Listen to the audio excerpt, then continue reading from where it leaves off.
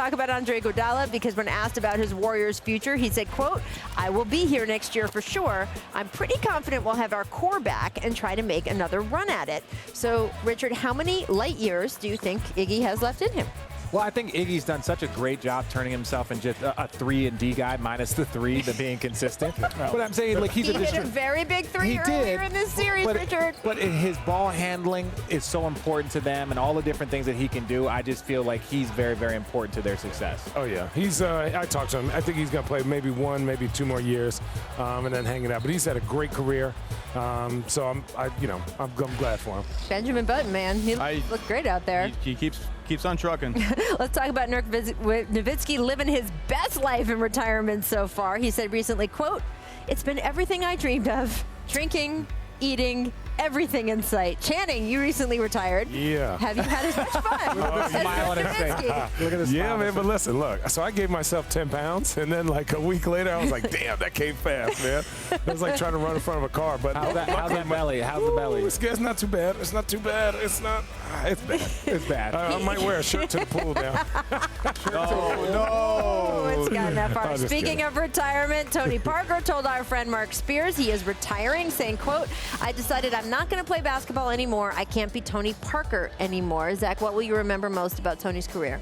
Just his evolution from, low first-round draft pick to, sort of a guy that Pop yelled at all the time to for Finals MVP. And then, like, towards the end of the Duncan era, he kind of assumed I'm the best player on the team for a couple years. First ballot Hall of Famer, the whole thing. And this is kind of the Spurs era. This is the coda, right? Yeah, this is it. Him retire. Big three's gone. Yeah, no, Tony was such a great pro and a great teammate. And I'm just glad that he was able to go out on his terms. Yeah, I just remember all the layups he got, which was absolutely amazing. Murdered you in the pick and roll. Oh, my God. That guy got all the layups. Welcome back to The Jump. We are inside Scotiabank Arena in Toronto with Richard Jefferson, Channing Frye, and Zach Lowe. Steve Kerr spoke to the media earlier today, and he was talking about the uncertainty of Kevin Durant's injury. Kevin Durant, questionable still to play, a game time decision, but multiple reports saying they do expect him out there tonight. And Steve was talking about just sort of the wear and tear it's had on the team to have this back and forth. Take a listen.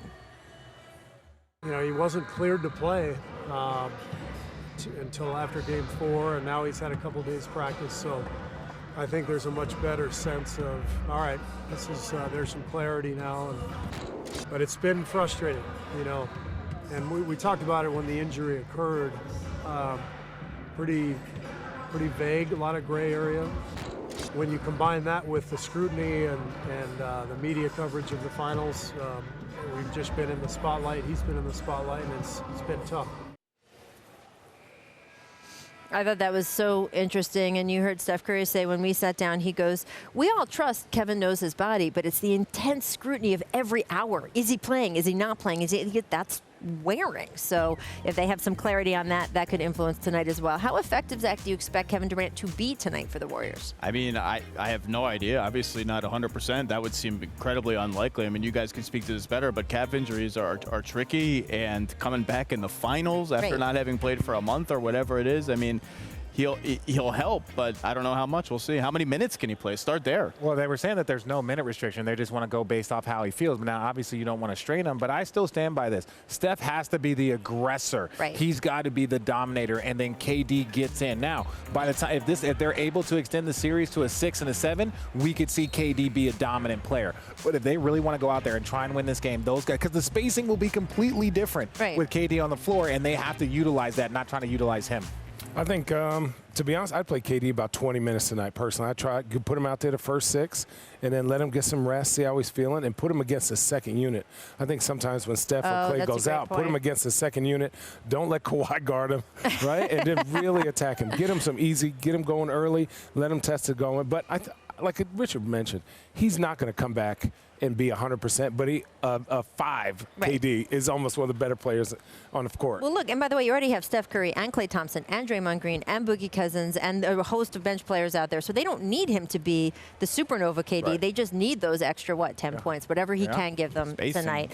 Spacing is you do have Kawhi on the other end, though, however, and check out his scoring efforts so far in these playoffs. If he gets another 30-point game tonight, look where it puts him in. Tie him with Kobe for third most 30-point games in a single postseason all time.